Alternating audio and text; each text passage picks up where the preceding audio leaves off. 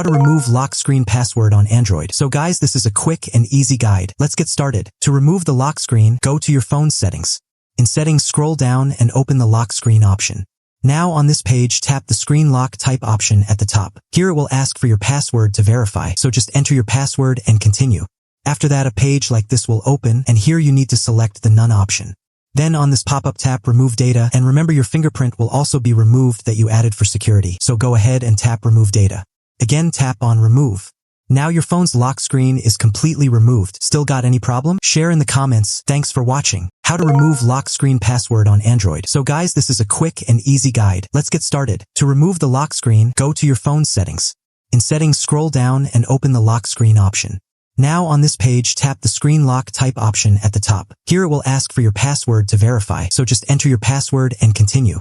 After that, a page like this will open, and here you need to select the None option. Then on this pop-up, tap Remove Data, and remember your fingerprint will also be removed that you added for security, so go ahead and tap Remove Data. Again, tap on Remove. Now your phone's lock screen is completely removed. Still got any problem? Share in the comments. Thanks for watching.